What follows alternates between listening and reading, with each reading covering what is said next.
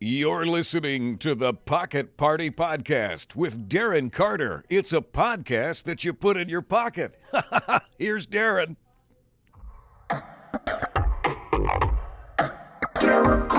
Everybody listen to Darren Carter. Yeah. We all know he's the party starter. So if you want to listen to a podcast for free, then listen to a Pocket Party. Pocket Party. Darren.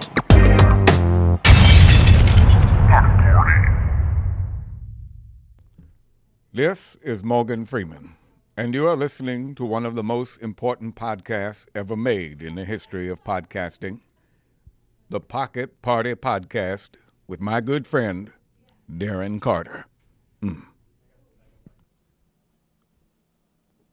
Pocket Party.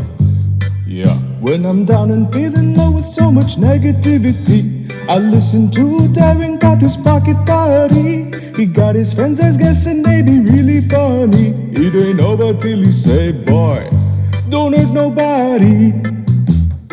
Yeah. They run.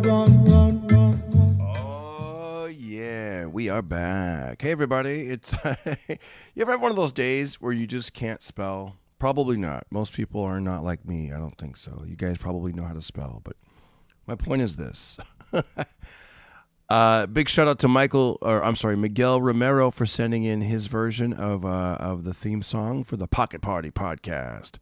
That's right, guys. If you want to do a cover of the original or you want to do your own original theme song, send it in. pocketpartypodcast@gmail.com. Anyways, I'm just now drinking my coffee, kind of waking up here, and I'm like, oh, I'm going to play that version, but I haven't been on my computer and looking for it for like a week, although it is on my Instagram, and I'm like, where is it? You just can't find it. You know what I mean? You just can't. You're like, okay, what did I name the file? Did I name it Pocket Party Theme Song? Did I name it Reggae? Did I name it Miguel Romero? What did I name it? And then I remembered what I named it. Okay, I named it Reggae version, but then I couldn't remember how to spell reggae because it's there's like a couple G's in there. There's like, is it Raggae? Like Ragggae? Is it Reggae? Anyways, it's Reggae. But you know, I had to find my phone. I had to find another device to go, how do you spell reggae? And then, yeah, so, which can get me in trouble sometimes with spelling. I was up in Reno, had a great weekend. If you saw me at the Comedy Underground, it was fantastic. What a place, right? No, it's called, the Pioneer Underground. And what that means, it's a theater in downtown Reno, and you literally go underground. And because you're underground, there's really spotty cell service. So I wanted to post this meme, this picture. If you've gone to my Instagram, official Darren Carter, you'll see it. There's a picture with my son with like a Homer Simpson character. It's not Homer, it's a different one, but it looks like Homer Simpson. And he's hiding in the bushes. You know that thing where Homer disappears in the bush? You've seen that GIF out and about. So my wife, she took a picture with my son Austin, and she said, it looks like Daddy's hiding in the bush, because I kind of look like that. And sure enough, man, you see a picture of my son and that Homer Simpson guy, or whoever it is, that Simpson character. So I was like, I put a little meme where I put like, when your son thinks he's taking a picture with his dad or something like that, or he thinks his dad is in camouflage. But once again, I didn't know how to spell camouflage. Who spells camouflage? It's C-A-M-O, right? Camo. Which you see a lot of camo when you go to like the Midwest. I remember I would do a joke when I'd be like, man, I was at the mall and everyone was wearing camo. They're like, camo, YOLO, what's up, bro? Let's get some fro-yo, no homo.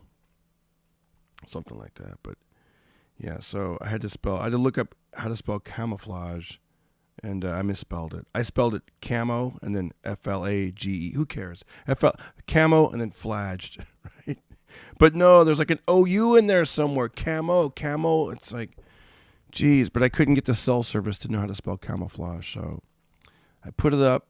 I actually went to where I could get cell service, camouflaged, memorized it, I thought, went back, posted it backstage in the green room, and I misspelled it. So what are you going to do? I'm not perfect, people.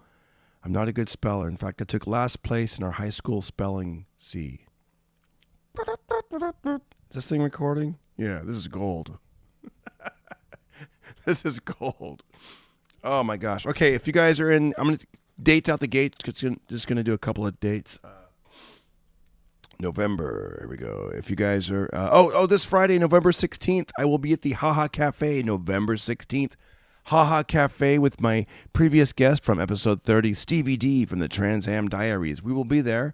And November 23rd, 24th, I'll be at DeChico's Italian Restaurant in Clovis.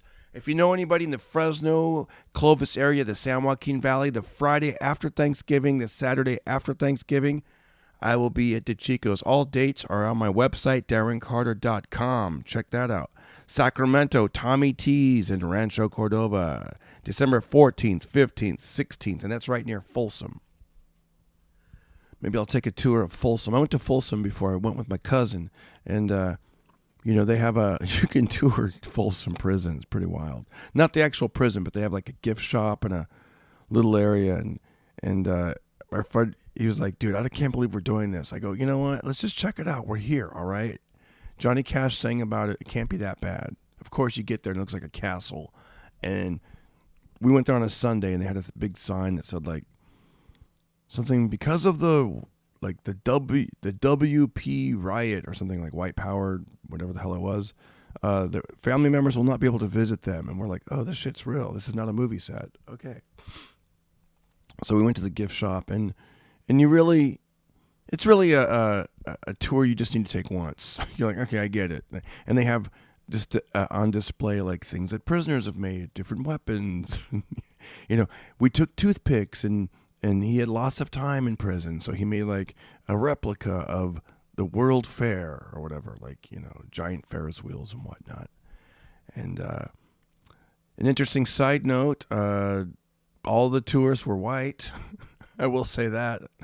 There was about 25 of us, and they're just kind of looking at stuff, and I'm like, we're all white. It's all, which is kind of weird, kind of a sad statement, Not a lot of brothers are like, what you doing Sunday? Let's go check out the gift shop at full. We're like, nah, we're good, buddy. We're good. You, y'all just go ahead and do your thing in the gift shop. So, yeah. What else can I tell you? Yeah, so dates out the gate. It came from Reno. Had a wonderful time. You'll see some videos I made with Tarun Shetty. If you go to Facebook, check out Tarun Shetty. He does a travel show on Facebook. Pretty cool. He goes to different towns and does like a little 3 to 4 minute travel show. It's pretty funny and interesting, just the stuff this guy finds. And so we explored Reno and found some stuff. Anyways, an exciting episode today. I was thinking about street smarts and how, just things I've learned over the years, and I thought, let's share it. Not that I'm a big street smart guy, but I remember when I was 17, we went on a field trip for the speech and debate team, forensics. Shout out to all my forensics friends. And I remember when we were in the hotel, I'd never taken a shower with a curtain before. Usually we had a shower door growing up, and I'm like, I didn't want to get the curtain wet. So what did I do? I took the shower curtain, I placed it on the outside of the tub. And then when I was done with my shower, the bathroom floor was completely wet. It was like a lake in there. And they're like, dude, what did you do? And I was like, I don't know. I didn't want the... And they're like, no, you're supposed to tuck the shower curtain inside the tub. Oh, now you tell me. But that was just one of those... I don't know if that's necessarily street smarts or just common sense.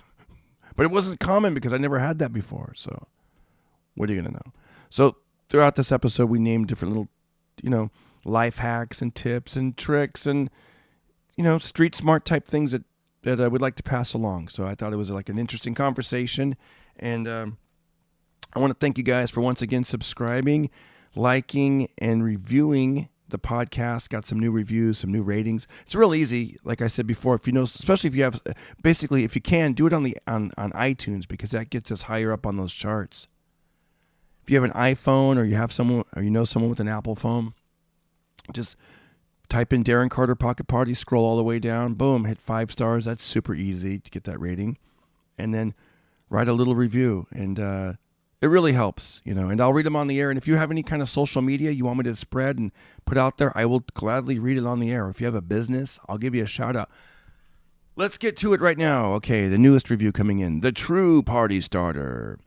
And this says, this podcast gets me through the day. He is funny and inspirational. My Instagram is @resident_rav3.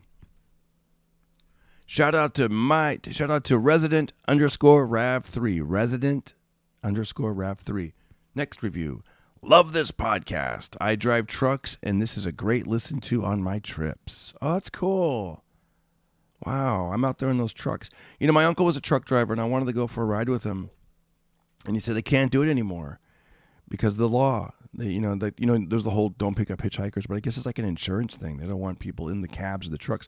Because I remember when I was a kid back in the 70s, I was able to do that. You know, my dad had some friends that were truck drivers, and we were driving, and I got to be up there. And if you've ever been in the truck, it's pretty cool. Like, you're sitting up really high, and you're looking down on other vehicles, and it's like, it's pretty badass. Especially back in the 70s. That's back when, like, you know, Smokey and the Bandit was on, and BJ and the Bear, and all these truck drivers. We're going to have a convoy. Do. I mean, truckers were heroes back then. It was, I mean, not that they're not heroes now, but you know what I mean. It was like something you aspired. You're like, wow, I want to be a trucker and just do the wide open highway and just get out there and, you know, leave my problems in the dust and develop a meth problem so I can stay up and drive 48 hours straight. That's what I want to do. I'm kidding. They have laws. They have so many laws. Like, I think they can't drive longer than like 10 hours or something. Or I don't know. Back in the day, that was the thing, though. Girls would actually flash truckers and get the trucker excited for another hour, to get him to the next town. I remember I had a girl I dated back in the day, and she was like, I can't even eat bananas near truckers because they want to look down and watch me eat bananas while I'm on the 99 or the 5 or whatever it was, you know, back and forth from LA to San Francisco. And then one time I asked, I had another girl, and I go, hey, I thought about that story, and I go, hey, do you ever, we got on the subject of truckers and driving, and I go, hey, do you ever try to turn on truck drivers? And she's like, she goes, you don't have to try to turn on truck drivers, all right? It's just, they just see something female, and they're like, exciting, you know, or whatever. But why am I talking about this? All right. Another review is from Reno Tahoe. Oh, this must have been a new one. Okay, yeah.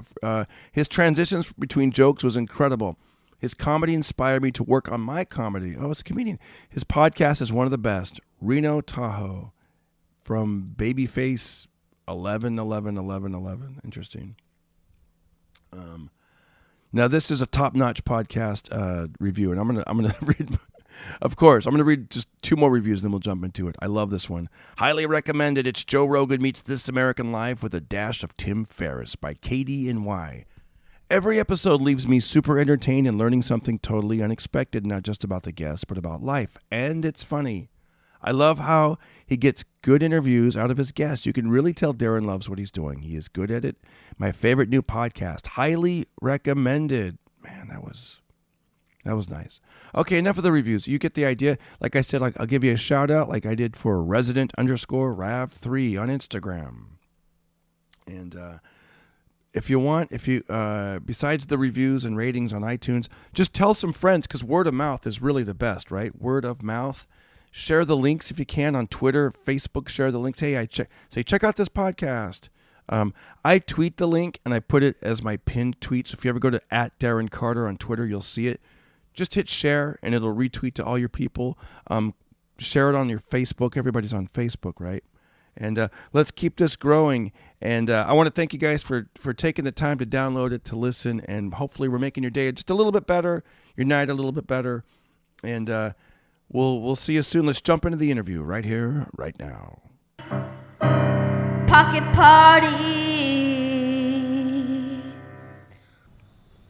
And we're back. Okay, what I wanted to talk about right now with this segment, I have Dr. Dean on here. Dr. Dean from Queens, New York. Say hi to the good people, Dr. Dean. Hey, everybody. Thank you for joining us. Thank you. Thank you for having me, Darren. You're very welcome. The listeners love you, man. And I want to ask you this. I was thinking about this today. Street smarts. And I think what made me think of that is I saw somebody last night. I did a gig last night in Reno.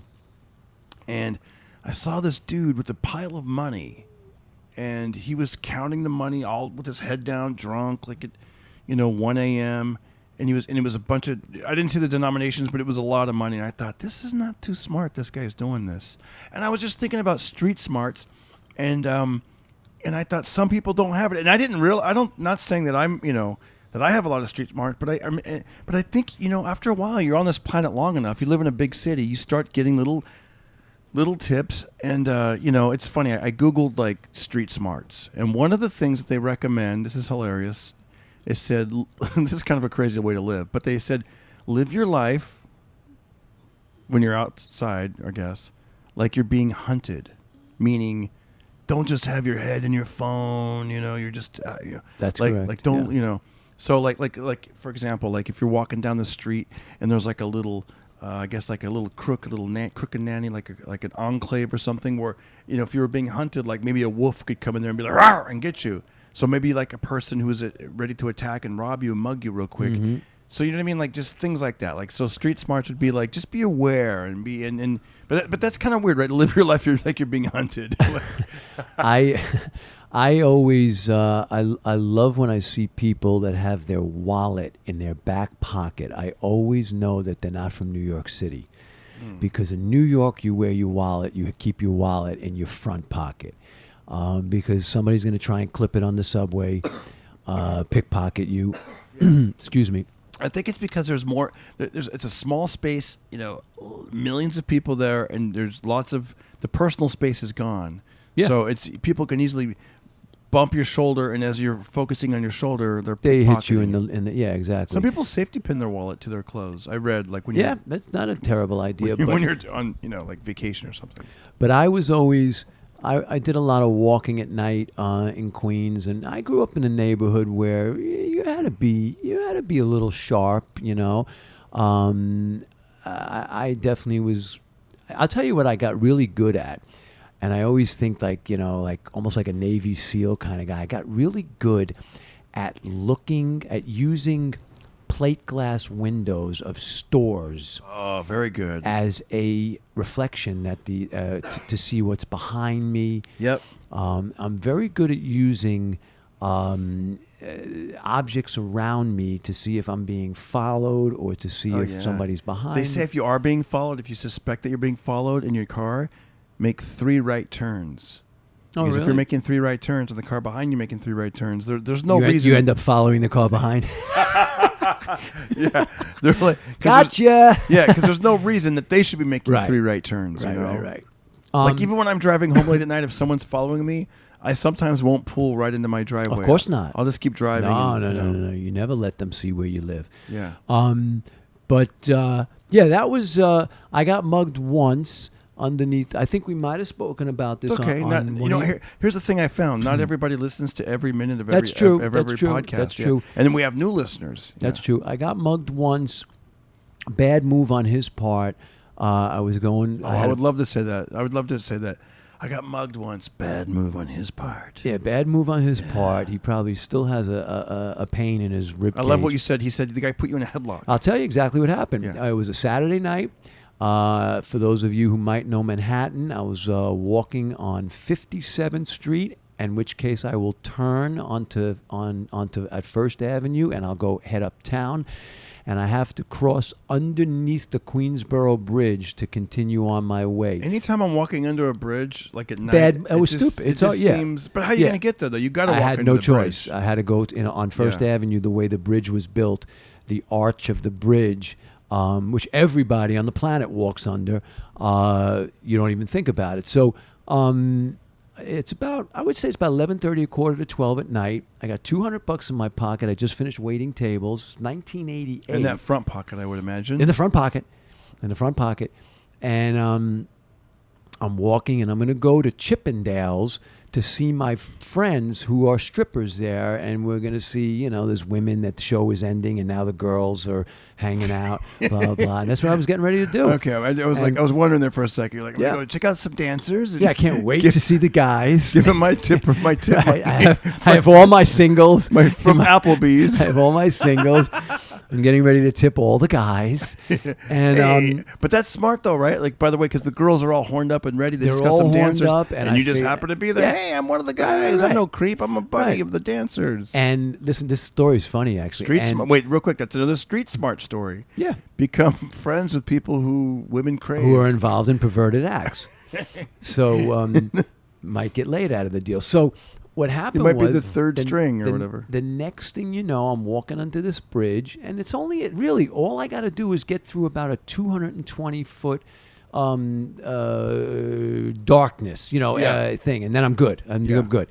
And all of a sudden, you think if you had to do that again, should the person maybe run that little section? No. Everybody at night walks in that area. This was a fluke. This was a drunk guy, high on something, drunk. Because if I had to walk in that little dark part, I think I would probably go at a slight trot. Yeah. Because then, who's going to want to run after you and mug you? Never in a million years expected it. And then the true. next thing you know, I have a left arm around my throat. Okay, out of nowhere. Just like in the movies. Just like these, what you see in the these movies. YouTube world star Yeah, things. yeah. And the next thing you know, I just assess the situation. I'm shocked. I can't believe it. And let me tell you something. All you guys out there who train in the gym and fight and train, sparring partners and everything like that, and that's great. All that stuff is amazing. I'm getting into Brazilian Jiu-Jitsu now. That's something that I'll talk to you about later on. And I'm getting into all that stuff. When the shit goes down and you're not, it's happening. Somebody has their arm around your throat, and this wasn't like, okay, so we're gonna do 3 minutes sparring, Now you put your hand here, right? You put your hand here, and then I take my thumb. Right, and I'm going to show you what I'm going to do here. Okay, it's real, man. It's real. This is, excuse my language. It's real. This shit is happening right now. Somebody is potentially going to attempt to take my life. Okay, I didn't feel that. Okay, but no, you're just. I don't know what the next move is. You're in your own world, and you're feeling a left arm around your neck. Exactly. Were you thinking, hey, it's a friend pulling a prank on me? Did that cross your mind? No, definitely not. Because I was walking towards this place, and I would have seen somebody. Yeah, it's a dark bridge. No. It was wrong of me to do. I should have been in the street. So what happened? So what were you gonna say? I just said to myself, left arm is around my neck. I knew it. I said his entire left side of his rib cage has to be exposed, and this happened in 0.3 of a second. All that shit went in my head. Now, maybe that's from some of the training that you get from, and I have studied a little bit here and there as a child, as a young kid, 15, 16. I had some really kick-ass 3 Asian brothers that were my next door neighbors that were heavy martial arts guys. So I was doing nunchucks and all this craziness with these guys, and they taught me a lot of stuff. But still, you all of a sudden, I said to myself in 0.3 of a second, because I don't know when the knife is going to slit my throat at this moment. You're right. So in the 0.3 of a second, I said left arm, left rib cage is exposed. And that was it. I wound up, and my arm was I would say my elbow was at the same parallel at the height of my shoulder. That's how much my elbow came up. He's basically making like an uppercut motion. So you made like an uppercut motion, right? And then I came down into this guy's ribs. That if he doesn't have the scar tissue in there now, I would be very surprised. And this is 30 years later. Yeah. Okay. And he made a noise that everybody on the planet makes when you have your ribs. What's the matter? Do it against that couch. Well, I raised it parallel. I went full force. And if anybody out there, the elbow is probably the most dangerous thing you have on your body, they say. Okay, obviously if you're a world-class kicker, the strength, but the torque and the pounds per square inch that are achieved from an elbow, you can kill somebody very, very easily. You can do a lot of damage with an elbow, man. So he breaks the hold. Oh, as soon as I hit him, all you heard was like that, and he broke the hold. I did a nice job on this guy, and I ran. I took the advice of every one of my martial arts friends over the years. Out of there. Don't admire your work. Don't talk shit. I have met 6'5", 300-pound black belts that have said to me, and when I've asked them questions about certain things in fights, they always say, ... and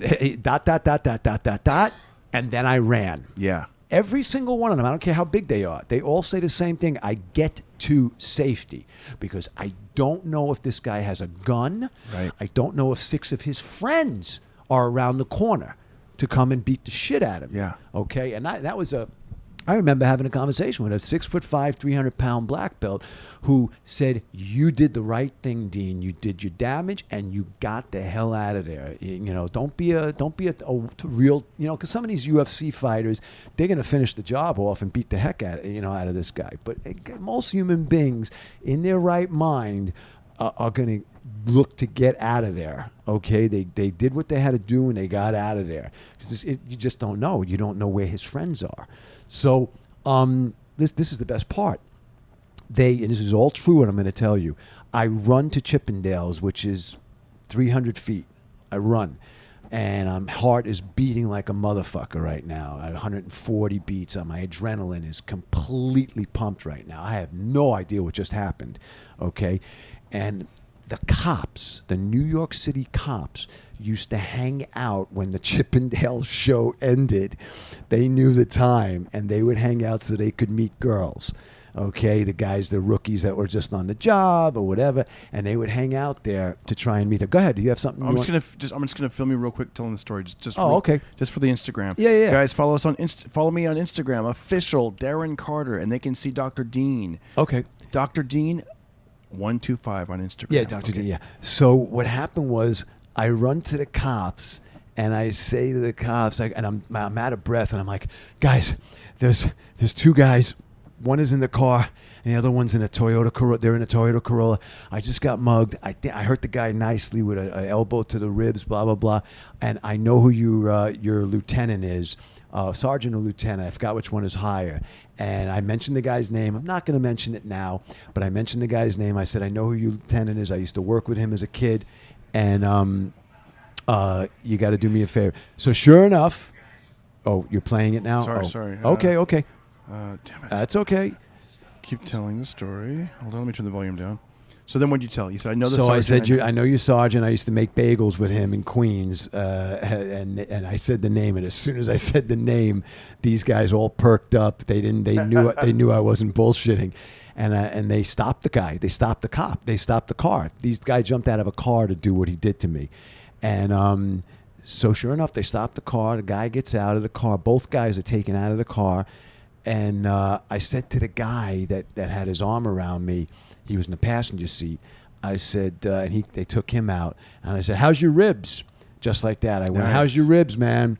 And I said something to him like, sometimes you mess with the wrong guy. I said, it might want to teach you a lesson to, not do what you just did. And what are you talking about? I said, that kind of stuff. They were like, what are you talking about? And I said, cut the shit, blah, blah, blah. So one thing led to another. Cops finally said to me, hey, look, it's your word against his. Do you really want to press charges? I go, nah. He goes, you got too much paperwork to do, all this stuff. It's going to take time. I got to bring this guy down to the friggin' precinct. He goes, nothing's going to happen. He goes, it's your word versus his, blah, blah, blah. So I said, is this true? I said to the guys, can you do me one favor? Can you park the car around the corner where it's really desolate and really deserted? And can I get in the back seat with this guy for 45 seconds? And the guy just started laughing at me, man. He goes, are you out of your fucking mind? He goes, we can't do that. He goes, no way. He goes, especially you're friends with so-and-so, so-and-so. I'm not going to mention names. He goes, especially who you know, which was their lieutenant. Yeah. Okay. And I said, and this was 1988. And he said, he started laughing at me. He goes, absolutely not. And I said, I just want 45 seconds with the guy, man. And whatever, it happened. And but I've always been streetwise, and I've always looked over my shoulder. And I would say a street smart thing. I love that story, by the way. Thanks for sharing that with us. But I would say like little things like they say if you park your car in a parking lot, don't park on the edge of the parking lot because it's easy for people to smash grab, get out of there. Try to park in the center under a light. Yeah. That's another like street smart type thing that somebody might not think of. Also, they say, out of sight, out of mind. Don't keep your valuables like right there on the front definitely not. Seat or because I've walked past cars occasionally and seen a purse or a backpack like right there with not. Another thing is try to maybe get tinted windows. That way, it's a little harder to see inside the. But you're talking about possessions now. I'm talking about the health of your own body, and I always tell women when they go to the car. I said, first thing I always tell women is you got to have pepper spray. You gotta have pepper That's what spray. they say. Yeah. Okay. Even for wild dogs or a dog that gets out, Absolutely. it's going to attack you. You gotta have. Even guys should have pepper spray. Maybe. Absolutely, man. Do you have pepper spray? I don't have pepper spray. I have a flashlight. I have onion spray. No, I have hairspray. No, I'm going to keep doing a bit here. I have deodorant spray. I have deodorant. Do they still spray. sell deodorant spray? Oh, because of the aerosol. Aerosol, I would assume people are still buying that crap. But I always tell people, take your keys and make them a weapon. Your keys, where you stick that thing in between your fingers. Your keys are such a weapon you don't even realize it. Yeah. Man. You hit somebody with this with a fist. But then again, you know what? I used to wear rings for a while. Rings, Brad. Have you ever put rings? Do you ever wear rings? No, I don't have. But I used to. I know from brass. Have you ever wore normal rings? Not like brass. a high? Because no, I'm talking like regular, like a wedding like ring. a high school? No. Because when you put a ring on, here's the first thing you notice: if someone shakes your hand, it hurts because it'd be like if someone were to put a pencil in between your fingers and squeeze down. on it. Yeah. So maybe having the keys. But I always tell people, But with those keys, I was going to tell you, I put keys in between, and I thought, no one ever really practices like imagine putting keys and then going down to the boxing gym and like punching the heavy bag with the keys in just to see what it's like. You probably puncture the. You would probably But it might hurt your own hand though. But let me tell you, that's a good weapon. It is a good Keys weapon. are a good weapon. But I think this flashlight's a good weapon because you could put it in between, almost like a roll of quarters. Yeah. People put those roll of quarters and they punch you. Yeah. You always make fun, not in a good way, about me walking the streets at 2:00 in the morning with 2 10-pound weights when I do my workout. And I always think to myself, who's going to want to mess with somebody who's walking with weights in their hand? In other words, if I hit somebody, Maybe they'll think you're fatigued. Right. But if you hit somebody with a fist and you're carrying 2 10-pound weights, that guy's going down. That's man, true. If you make contact. But whatever, it's a sick world, and it's sad that Other street smart stuff. Hotel living. When you're in a hotel, they say leave the TV on if you can. Yeah. Like if it's a sketchy hotel, or leave the like the TV on or something so there's noise. Maybe say goodbye to somebody. Like my buddies and I, whenever we would be on the road, I'd always make a joke with them. I'd be like, watch this. As we're leaving, we're like, all right, now we act like someone's in the room. You guys take care in there. All right, keep practicing your karate. Right. Yeah. Don't forget the nunchucks. Yeah. But yeah, it's we're very unpredictable when we're returning. You're like saying it like outside. Because that is weird. Because sometimes I've stayed at a gig where they put me at like a not a motor lodge, but like those kind of hotels where it's just you're just there for one night, and it's a smaller town, and they don't have a Hilton Garden Inn, or they don't have a Four Seasons. They just have like a, I don't know what 3 seasons. Yeah, like a 3 seasons. Let's have a 1 season. They got 1 season, winter. Because I stayed in a hotel recently, and it was sort of a sketchy area. It was up near Stockton, California, and there was like people on their balconies smoking cigarettes and other stuff that smelled kind of funny, and people drinking their beers, and they're just like, gosh, this is weird. Like you're literally walking up the stairs and seeing your, these are the people in your neighborhood, and I'm like, But yeah, so there's a lot of things that you can do to be street smart. I always leave the lights on in your house. There's this in a restaurant. Oftentimes, don't turn your back to the front door. That way you could see who's coming in the front door. And like you said, plan an exit. Find out where the exits are. I always do that. I always look for the exits. You don't know in this day and I always look for the exits now everywhere because you go to a movie theater, you don't know who's coming in with a gun. See, we're in a different time now. We're in a thing right now where you just don't know when someone's coming in with an assault rifle and just you just don't know. It could be in a comedy club. It could be in a church. It was in a synagogue last week. Guy killed 11 people. I mean, think about it. One of the women was 97 years old, lived her whole life, and how does her life end? She gets gunned down in a synagogue, a place where you're there to worship and you're there to pray and you're there to and that's how you go out. You got gunned down at 97 in America, United States. Yeah. So we're at a time right now, and I'm not trying to get political now, but it's getting a little ridiculous that the NRA and all this stuff is that none of this is being. No, this will keep going on. No, nobody is ever going to stop this. Nothing is going to stop this unless. I think they say like the peas in the water. What do they say? The peas in the pool already? Like it's the guns are out there, and even if you take away I don't want to get into gun talk but I think it's a whole different political. It's a mental thing too. Don't you think it's like a mental? Like it's just who knows why? We're all wondering why. But back to street smarts. It's like, let's not. I always tell people. Listen, I don't always tell people, but I've told myself this, and I'm telling you guys this on the podcast. Yes, I have walked down the street looking at my phone. I'm guilty of that. I think we all have. But you will never see me in a crosswalk looking at my phone. And if you do... Oh, that's ridiculous. If you ever see me in the street and walking across the Run street... me over. No. No. Yeah. No, if you ever see me, I'm telling you, I swear to God, if you do this, if you ever catch me, take a photo of me and I will pay you $100. Yeah. Yeah, because it's never going to happen. It's never going to happen. I'm never going to be. That's how you get killed. Checking my email as I'm in a crosswalk. Yeah. No. I mean, I'll do it on a sidewalk, absolutely, or under a tree or somewhere safe where I'm not going to Absolutely. get hit by a car. But like, I don't ever want to do that. I'll never do that. No, that's a recipe for getting killed. It really is. All you need is some moron to blow the light. I know. That's it, and it's over. I know, man. and you got the headphones and you're looking down. You're like, But no, I try and I look. One time I caught myself, and it wasn't like I wasn't doing anything deep like that. Like I wasn't like reading or anything, but I was walking in the middle of the street. The light was green. Right. I said walk, and it was safe, and nothing happened. And you have no memory of actually crossing that whole street. No, it was a moment where as I was walking, I think like an ad came on or something, like Spotify or whatever I was listening to, and I looked down to like hit skip, and I thought, oh, I just broke my own rule. I said I'd never look at a right. So you got to be careful about that. Yeah, you got. I grew up in a very streetwise household. My father was a real streetwise guy. My father was very around the Murder Incorporated group of guys. He was a young guy.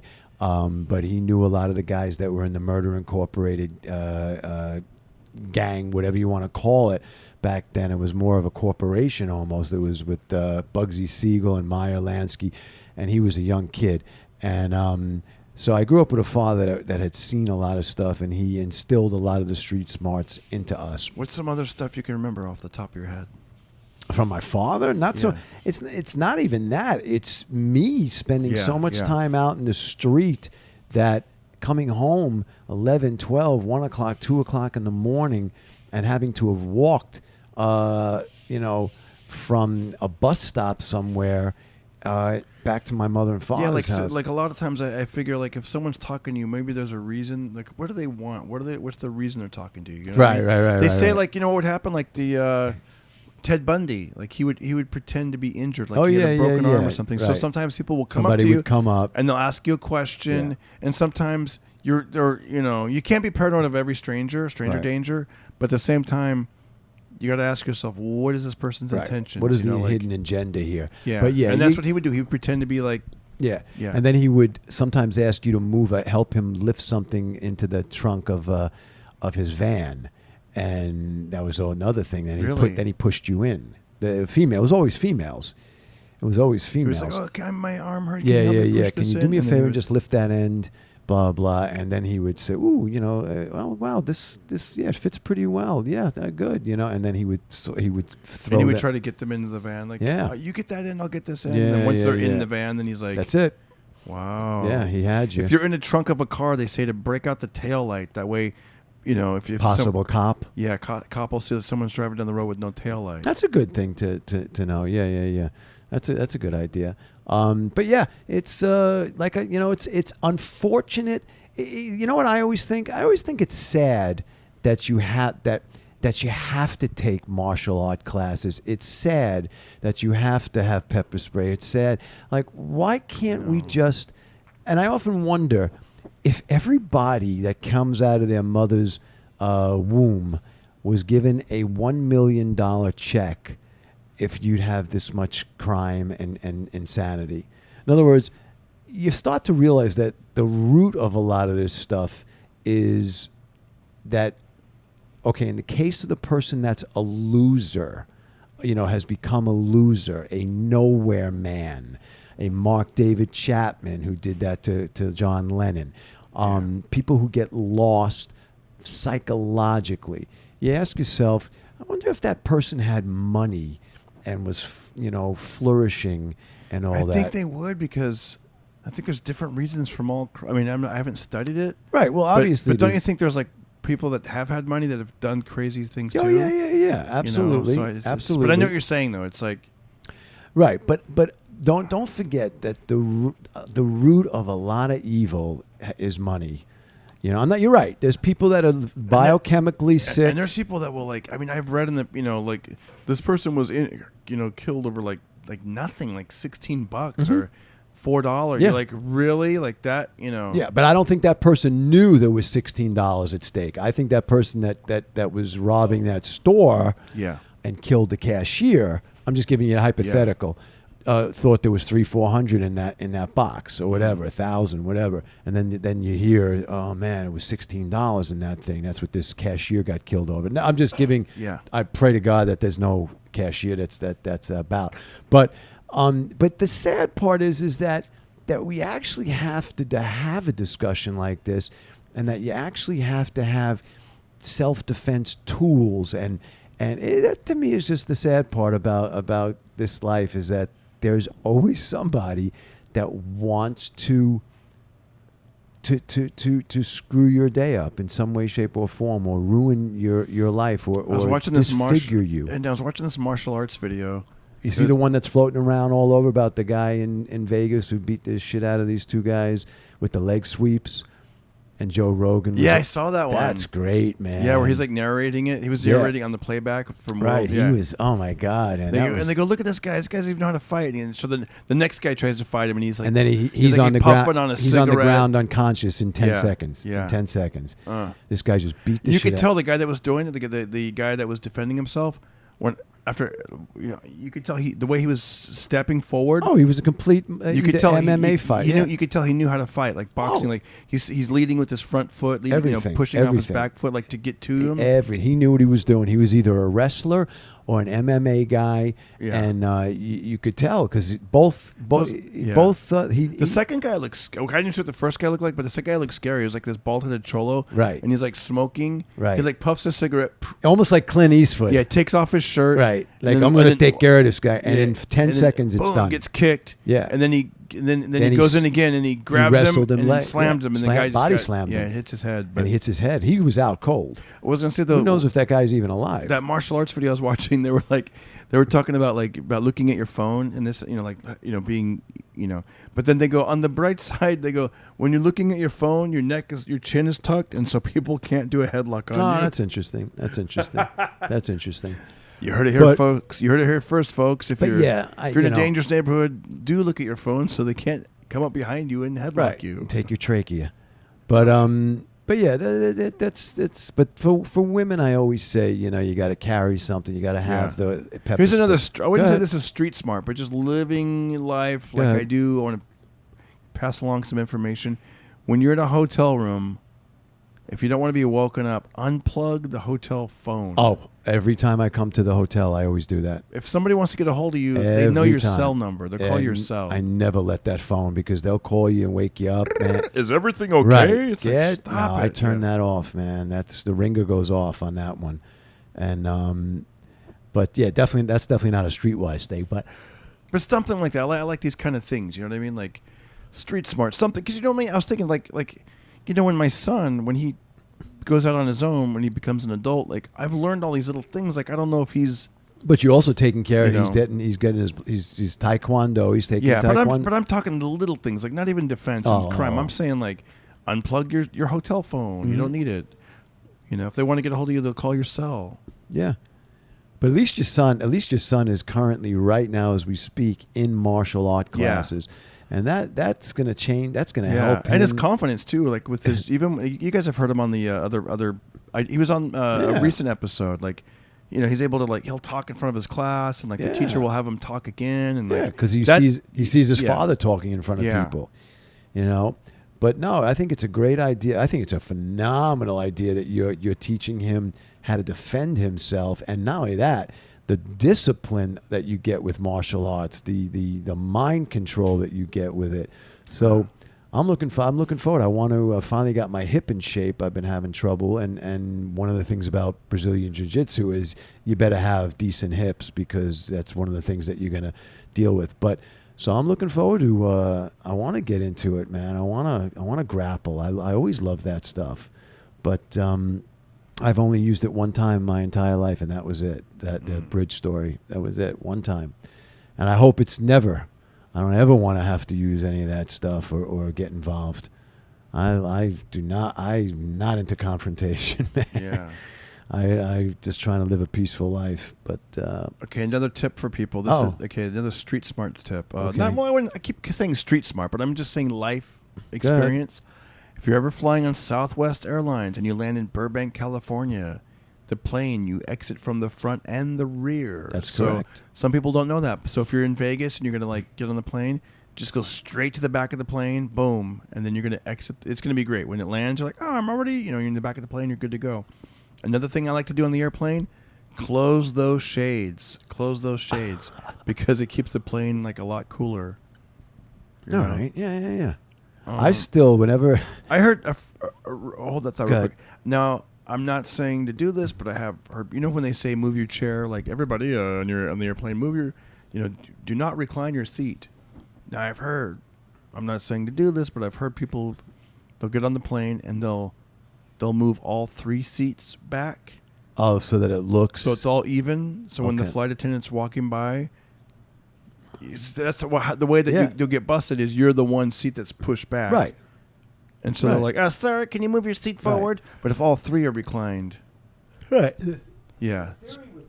The theory with that was always... When can they let us recline the 2 inches? Come on. You know what they believe? They believe theoretically that if everybody's weight is backwards, the entire weight of the passengers, I was going to say cast and crew, like I'm on a set. The entire weight of the passengers theoretically brings the weight back, and it makes the plane tougher to get the lift. That was the whole theory behind that. That's the whole theory behind that. Interesting. Yeah, that 100, a few. Yeah. You're talking probably 10,000 pounds. I have been on smaller planes, and they don't let you. They don't even recline. Yeah, that, and also they do the weights and balance. There'll be absolutely. There'll be 5 or 6 of us, and they're like, okay, we need somebody to sit on the left side of the plane. Oh yeah. Have you had that happen before? Of course, absolutely. But I once asked somebody about that, and the theory is that when a plane takes off and it goes up, and then it goes into that 45-degree lift, if the are back, all the seats theoretically not good for the tip of for the nose of the plane. Wow. Because you're talking Darren, you got 200, let's say 150 people on a Southwest plane. Okay. Average human being is going to be 160 pounds. Okay. Not on Southwest. Yeah. Right. So multiply 160 by 150, man. You're talking, that's got to be 15,000 pounds. Okay. Backwards, going in an angle that the plane wants to go in the opposite direction. Yeah. The plane is trying to get up this way, and you're bringing the plane into this angle. So that's the main reason. And because I did ask this a long time ago, and I forgot, some engineer explained it to me that was the reason. But yeah, that was it, man. Other than that, so you just learned something, folks. So when you're about to get mugged now, and somebody says to you, all right, your money or your life, and you go, I'm thinking. I've had a very depressing life lately. That was Jack Benny. Jack Benny's famous joke is, I'm thinking. Mugger comes up to me and says, your money or your life? Well, what is it? I'm thinking. Oh, they say to take your wallet and throw it. You're supposed to throw it away on the ground. Yeah, on the ground, away. And tell the guy, this is if a guy doesn't have a gun or a knife. Yeah. And say, I'm not looking at you. I'm throwing it on the ground. Okay. And that's if you decide you want to give up your wallet, but you're not supposed to make eye contact, because that's when they feel they might have to shoot you or stab you or whatever. But most people inherently, most human beings, psychopaths and all, they don't really want to kill you. They want your money. Okay, you know, the people who are trying to rob you really aren't looking to kill you. They don't want to go away for 50 years. Okay, they want to do 7. There was an urban legend back in the day that people would hide underneath your vehicle, and when you'd come to your car late at night, they would like slash your ankles. Yeah. I wouldn't doubt anything, but then they better get out of that fucking car, man. Out of that because you're gonna be in the driver's seat very soon. Yes, exactly. You're gonna run them over. No. Right. So I know, because I remember back in the day, like in the early '90s, when that was going around. So people were like dropping, looking underneath their car. Is there anybody hiding under there? And that's another thing. The car, ladies and guys, look in the back seat of your car before you get in. I do. I look in the back seat, make sure somebody's not lying down in the fucking in the. Can you imagine, ever driven and then like you kind of reach your hand back there to see if anyone's back there? Or what if you did and there really was someone back there? That's what I'm saying. Yeah. You know, we only think that happens on TV shows where the guy goes, "All right, keep driving, blah, blah."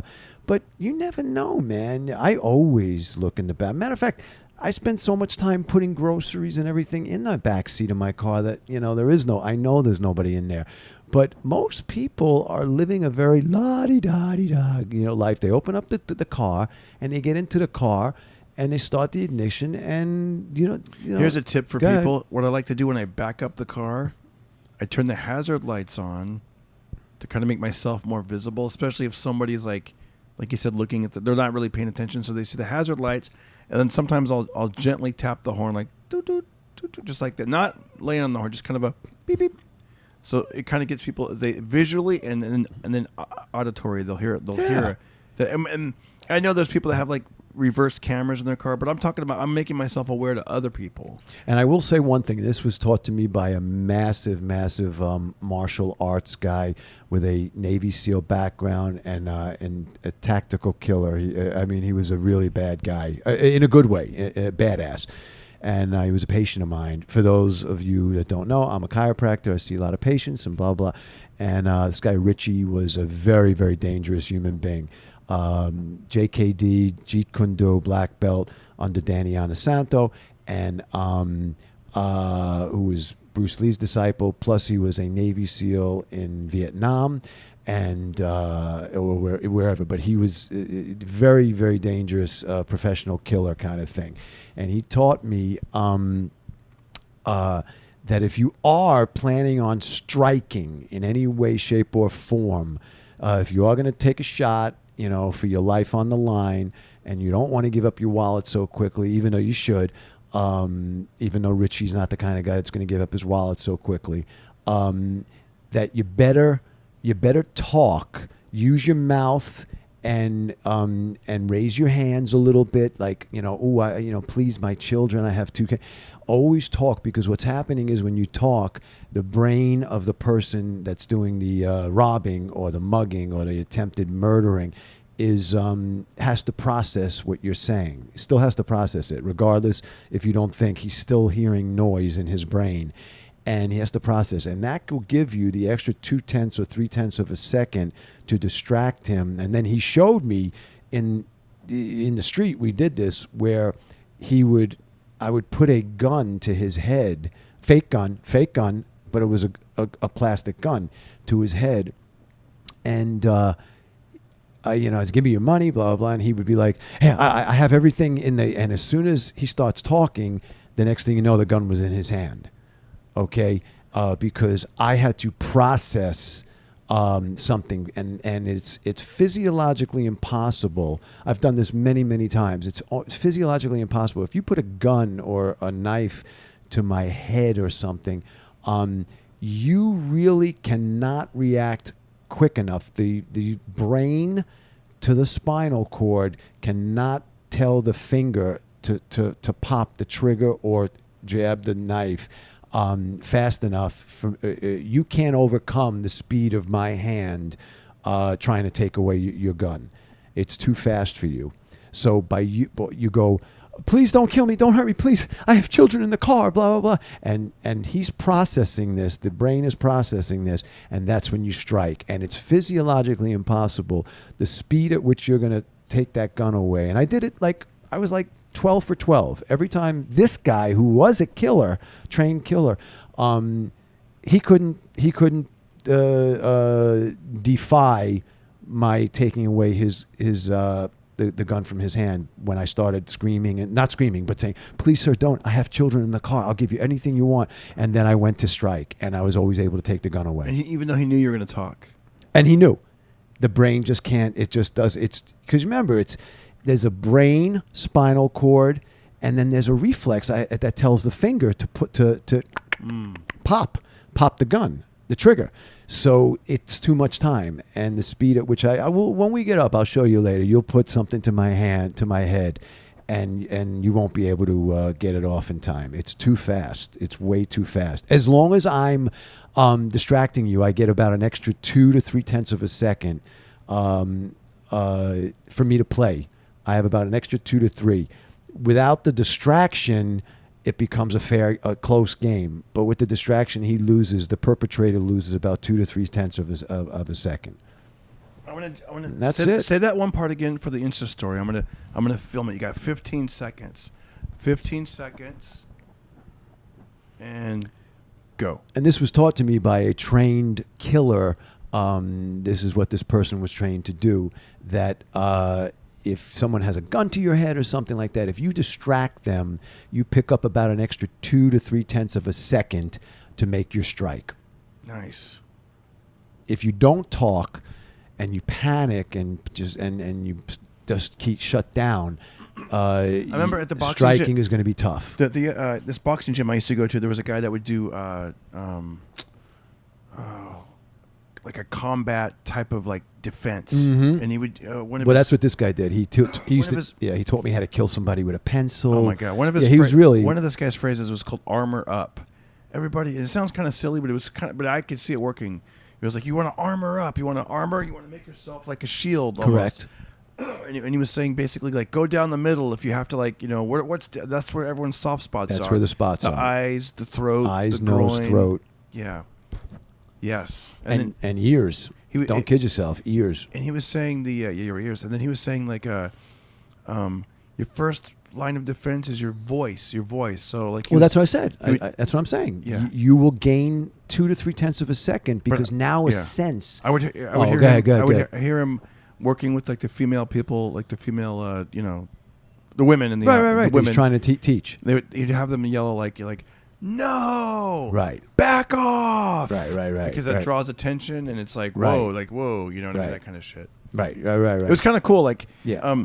I guess this there's a place, the Santa Monica Stairs or something, and this lady, there was about 8 people in the class, and he goes, and Linda actually got to practice one of the defensive moves last week or whatever, and then she's like, yeah, there's this creep hanging around like the bottom of the stairs, and he kept oogling girls and trying to grab them, and I said, and then he like overstepped the boundaries, and I said, back off, no. And she said it got everyone's attention, and then he lunged towards me, and then she did like the some kind of move with the open fist or whatever, and then the guy's like, what the fuck, you gave me a bloody nose, But part of me was thinking, was she over ambitious, like, just I can't wait to try out my new skills, but still, I mean, she said that it worked when she's like, back off, no. Hey, this stuff works, man, but because they say don't yell rape if you yell fire, right? That's what gets people's attention. Like if you saw a lady or somebody yelling like help, and some people are kind of curious, but they just want to, like, I don't know, is it just a girl and a guy like fighting with each other, like what? Right. But if you yell like fire, there's a fire, then people are more wanting to be the hero and jump in. Right. It's it's crazy stuff, but I was lucky enough to be able to work with this guy who was just and I knew his friend, and I said to his friend once, and I said, Mike, how dangerous is this guy? He goes, I've seen him take 3 out in a bar at a time. And I said, seriously, he's that bad? He said, and the guy Richie was, no joke, he was about 5'9", 5'8", 5'9", okay? And I said, really? He goes, yeah, he's a bad dude. But he used to love working with me, A, he liked coming in and getting adjusted by me. And B, he used to say to me, Doc, I love training you in this stuff because you have so much knowledge about the neurological strike points. Because I do. I studied all that in school. They teach us these points that are neurological points. They're not teaching us to kill, but you're learning points, and then they're giving you the caveat. They're explaining what this will do if this area gets trapped neurologically. Okay, so you learn a couple of things, and he loved the fact that I was able to go, oh, you mean if I hit here, I'm going to cause the person respiratory break? And he goes, that's correct. Give us a little tip before we let you go. Go ahead. Little street smart tip with the neurological point. What's a good point? Oh, man, I mean, Can you think of one right now? Hey, look, at the end of the day, man, if you can... What's a neurological point? You said, like, well, if you do this or that. Obviously, just what you said before about, nose, eyes, ears, trachea. You can hit somebody in the throat. Now, this is only, folks, if your life is on, if you feel your life is being threatened. Don't be like Alec Baldwin and fighting over a parking spot. Yeah. Like, yeah, is that what he did recently? Yeah, it was in the news today. Yeah. Oh, he got into a fight? I think he got arrested and punched somebody in the face. Are you serious? Really? I got to read about this. Yeah. Oh, okay. Which is funny because Alec has a temper. Yeah, people that Alec like him, has a and temper. people that like him and don't like him, all agreed with one thing: like, you don't take someone's parking spot. Like, I've met him a few times. I don't know the whole details, but apparently somebody. I think he, from what I saw, I could be wrong. Don't take it from me, folks. He has a temper. He always did. Real quick though, I was going to say with parking, he apparently moved it. When you move your car up and then you go to back up. Right. I guess when he was. Somebody just shot in there real quick and stole the spot from him. Okay. So that's enough to piss off. He's known to have a temper. Yeah. I've met him 2 or 3 times back in, he used to hang out at the same club I did in Manhattan. But this is when he did Married to the Mob. If you want the truth, I actually peed next to him in downstairs in the club. And a long time ago, we were on the next to each other in the urinal. But That's true, man. That's how I got to introduce you the next time to the stage. You know him from. You might know him as the guy who peed next to Alec Baldwin in the urinal at Columbus Cafe. You have a lot of these near misses. He ran into Jay Leno at Whole Foods. Yes, he's been to the Coffee Bean with Eddie Murphy. Yes, he's peed next to this tall. He's peed next to Alec Baldwin at Columbus Cafe. But no, look at the end. Any of the celebrity day, run-ins lately? Celebrity run-ins. You're always lately? running into somebody. That's true. You were at the dentist office recently with somebody. Yes, that was a lot of fun, man. Who was that guy? I was having an implant done on my tooth, and you know who really kept me calm was Ray Liotta. Ray Liotta told me how great the dentist was and how many times he's been there and how many implants he's had done with them, and that you're going to have nothing to worry about. And sure enough, he was right, and he calmed me down, and we spoke about all the same people we knew in Manhattan in the 80s. And late 80s, and he was great, man. Props to Ray Liotta wherever you are. I tried to hit you up on Instagram to thank you, and I never got anything back, but whatever. Good guy, super cool guy. But you asked about where strike points, and we're probably going to get some feedback on this from viewers, but at the end of the day, man, they've done studies on this, and there used to be a show called Sports Science. And I've seen the clips on YouTube, and they did a whole thing on martial arts kicks and throws and elbows and this and fist and this and who's got the highest pounds per square inch and blah blah. And at the end of the day, they really said that you want to finish a fight and call it a day. Balls, hit the balls, hit them in the balls. It ends every fight. It ends every friggin' fight. Nobody can defend against it. Unless it's a woman you're fighting. Hey, let me tell you, man, they claim that hurts too. They claim that hurts too. Well, of course, your pubic, on a female, it's the pubic bone. The pubic bone is the thing that's exposed, to them. And that, you get hit somebody in the pubic bone, man, that's serious, reverberation of nerves. But no, at the end of the day. Another street smart thing. Do people still do this? Like they say ATM and don't go to the ATM at night. I go late at night, but I go to the one that locks me in. And you're lifting your dumbbell weights. And I have my weights on me.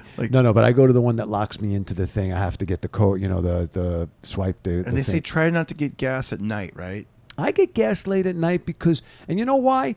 I feel comfortable that the guy is in the booth. Yeah. Okay. Well, listen, I'll get gas at night if it's a familiar gas station in a nice neighborhood. Absolutely. I'm not. That's what I'm saying is don't wait till your gas is on E and you're driving and you're on. There's a detour, worst especially in place- LA, and you're yeah. like, I don't know where a gas station is. The scariest place I've ever gotten gas in my life, I was driving from New York to Florida for my father's 70th birthday.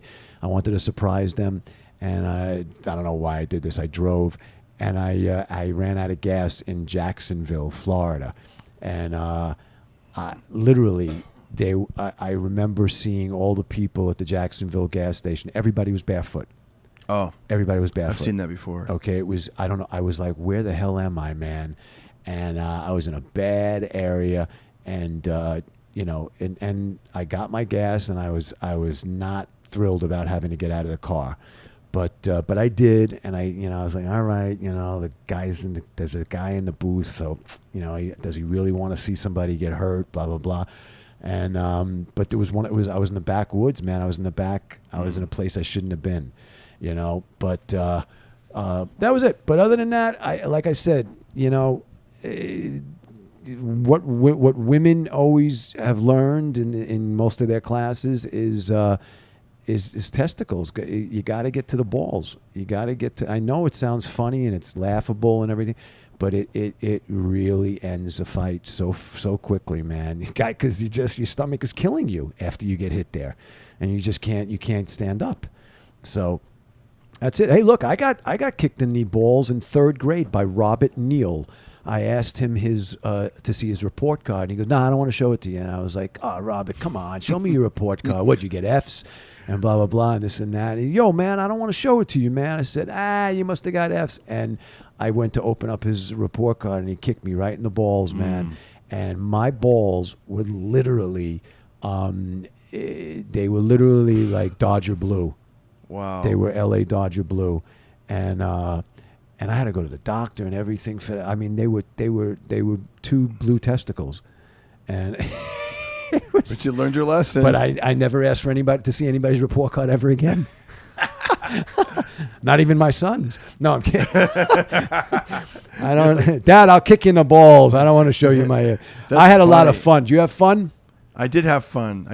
You know what's funny when you said that? It took me back to an elementary school story. Go ahead. I remember I was in kindergarten. And I remember I was sitting on the toilet, and this kid stuck his face underneath the stall. Yes. And just as a reaction, I kicked him in the face. Kicked him right in the face. I go, "Hey, don't look!" And I Right. kicked him, bam. And then it was like, yeah, of course, but what? That's how kids do. They do weird shit. Why is that kid looking under the stall? Right. And, I don't actually blame you for kicking him. I really don't. It's a reflexive thing. Yeah. But I mean, think about the ridiculous that see me. I would be like, I'm not putting my hands on this bathroom floor, and that's me. But we're adults now. Right. There's some weird bathroom etiquette. I was in the not to get gross, but I was in the restroom today at the airport, and what I didn't do was gross, but there was a guy next on one of the stalls. And Remind me to tell you something about airports, but go ahead. Okay, and just real quick, you just heard him rush in there real quick, and I'm getting ready to leave, and you hear him rush in there real quick, close the stall, push the seat down, and then you hear everything just come out, like lots of noises. Really? I don't want You to heard get the graphic. plops and everything? You heard the plops and lots of like explosions. Right. And then what made me kind of laugh a That's little bit. why I always lace it with toilet paper first. He didn't do any of this stuff. And then you just heard him go, this is kind of funny though. He was polite. He goes, "Sorry about that, guys. That's Sorry cool. about that," which is weird. I've never That's heard, cool. I never He heard knew. people talk to other people in the stall. I just ignored him and got the heck out of there. But Let me tell you something that happened to me recently. And folks, you want to talk about street smarts? Oh, I got another Go ahead. Another street smart Go things ahead. when it comes to bathrooms. You know how it has that electric eye, that little red blinking light? Yes. Bling, bling, bling. If you don't want that toilet flushing on you guys, take some of the toilet seat protector Right. and wet it a little bit and put it on and the cover it. And cover it. That Right. way and then remove it when you're done. That way the thing won't just keep flushing on you. You don't want that. I'm going to tell you something that just happened to me recently. I think this happened. That's right. It happened in April. I went to Florida to my mother's 80th birthday. So I flew L.A. to Lauderdale. And I went into a bathroom. I can't remember where. It might have been in Lauderdale. It might have been here. I can't remember, but it doesn't matter. And this is something that guys and guys mostly You're gonna learn something on this story. I promise you. I walked into the bathroom at, I think, now you know something? LAX. It was LAX. I walked into the bathroom, and I am the only one in the bathroom, I think. And all of a sudden, the kid was about 11 years old, 10, 11 years old, comes out of the toilet area. He's across the aisle from me of toilets. And he comes out, and there is nobody in the room with us. And I had to pee really, really bad. And I'm sitting there, and this kid's talking to me, going, You're at the urinal? when I go to the bathroom, I like to hang up my bag that I have with me so I don't go to a urinal. When you say bag, you mean those 2 blue ones from that kid that kicked you? No, my scrotum. Yeah. No, I hang it up on the hook. Yeah. That's on the toilet, Right, the one right. that for the handicapped and all that stuff. Yeah. And this kid is talking to me. He's like 10 years old. There's something not You didn't right. close the door behind you? Oh, I closed. Yeah, absolutely. Oh, he's talking you through the He's door. talking. And I'm thinking to myself, I got to get out of here. I said, because I don't know what this kid, something's not right with this kid. He's, are you going, where are you going, sir? Where? And I'm going, conversation. something's not right. And I'm going, there is nobody in here.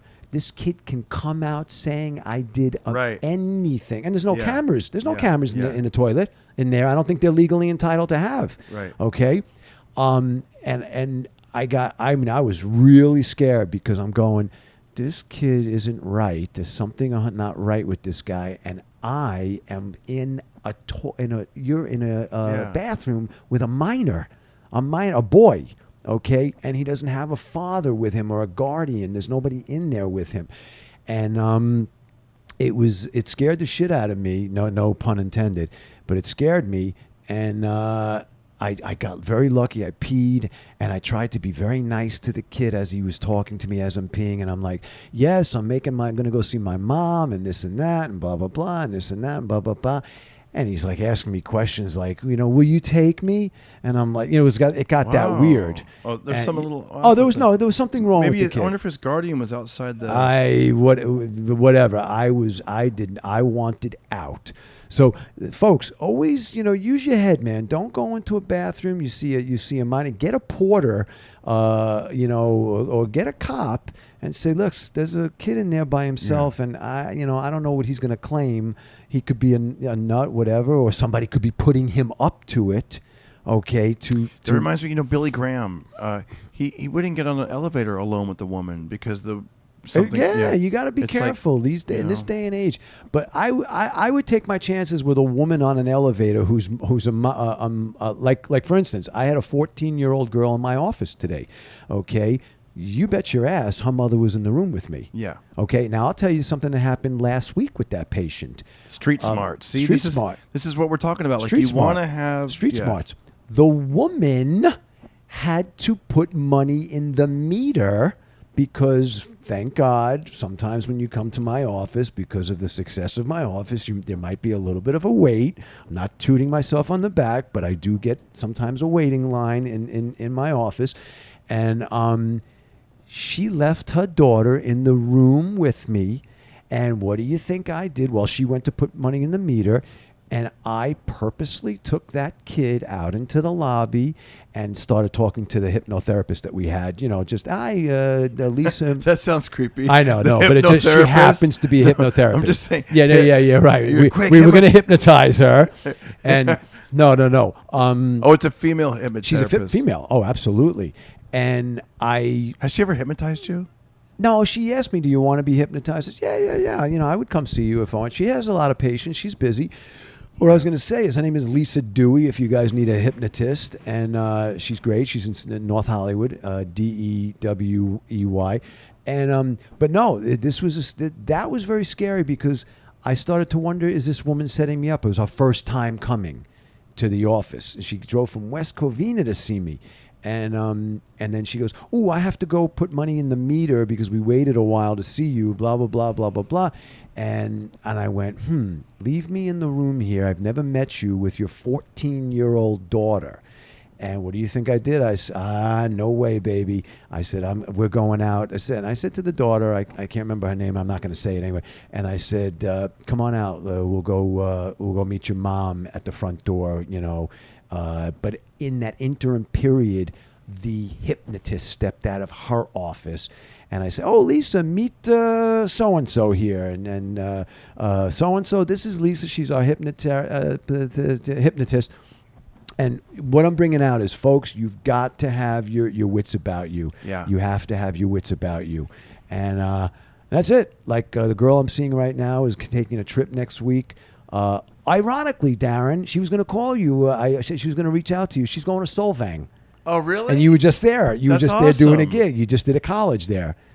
No, right? No, for that one we you didn't do a college? Didn't do a college. What did I do? I did a college in Oxnard. Oh, okay, that's right. Solvang was another gig. Another show, right? Yeah. And she's going there for the weekend. And I said to her, I said, "Listen, it's a cute little town." Yeah, that's what she said. Yeah. And I said, "Listen, don't get this false sense of security that you're in a cute little town, and that when you wake up and your girlfriend's asleep, and she's going with the girls, and your girlfriends decide that they want to sleep late because they've had a few drinks and blah blah blah." Don't go into the woods or anything like that, hiking by yourself or anything because the girls were sleeping. I said, use your head. There's a sick world, and people are sick. There's a lot of sickies out there. So it's interesting. But that's what I'm trying to say. You got to have your wits about you. And I will say one thing: people have a false sense of security.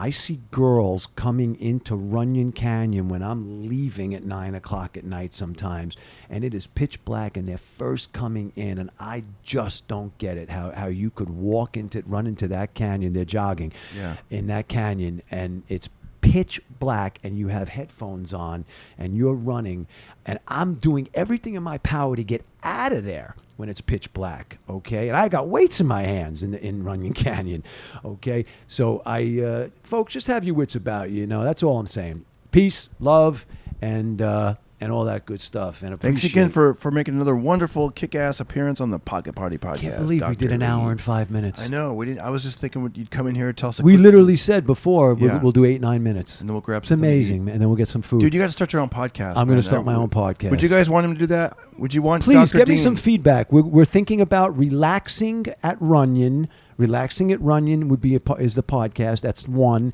And then I was thinking bedtime stories with Dr. Dean. I like that one. Everybody likes bedtime stories with Dr. Dean. People seem to say. What was the other one about had the word penis? No, I'm kidding. No, had the word. I'm going to whisper to you. Oh, On the Couch with Dr. Dean. On the Couch with Dr. Dean. I like that. That was another one. It's like Welcome to the Couch. Yeah. Or, Yeah, On the Couch. Because the old theory of when you went to Carson. The theory was right. If you did really well, heavy on the couch. If you did well, Johnny brought you over to the couch. Yeah, and also kind of has like a therapy type of vibe. Yeah. On the Couch with Dr. Dean. So please put some input if you feel like I should be doing my own show. And of course, I'll have Darren as a guest every once in a while. But we're definitely thinking about doing it in the beginning of 2019. You get a couple topics, and when you riff on it, you got the gift of gab. You got a million stories. I do have you have a a million stories. run-ins with celebrities. I do have a lot of stories. You know a lot of people. It's true. You got a lot of. You have some people on the show. Anyways, thank God for living in the streets. Thank you guys for listening once again. We hope we made your day. We hope we entertained just a small part of your night or your day. And we thank you. Thanks, guys. You got it.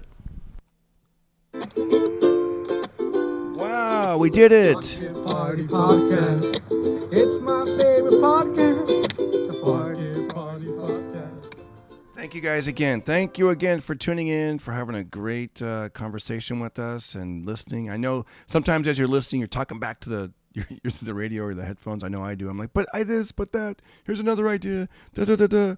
So thanks again. Now remember, have a great week. Tell your friends all about the podcast. Give it a quick review and a rating. Share that link, and hope to see you at a show soon. I really do. I love stand-up comedy, and I love coming up with ideas and spreading the word and making people happy. There's nothing better than coming up with an idea, sharing it, having that bond with humans, with other people that are like, I know exactly what you feel like, man. I'm the same way, baby. I'm right there with you. And then afterwards, meeting and greeting and shaking hands and hearing stories and and spending time with people and having that common thing of like, yes, we laugh together. So I hope to see you at a show. As my boxing coach tells me as everyone's leaving, all right now, don't hurt nobody. Okay, don't hurt nobody. All right. And then when I leave, be careful. You guys have a great week. We'll see you next week. Don't hurt nobody. And be careful. Darren Carter, party starter. Everybody listen to Darren Carter. We all know he's the party starter. So if you want to listen to a podcast for free, then listen to The Pocket Party.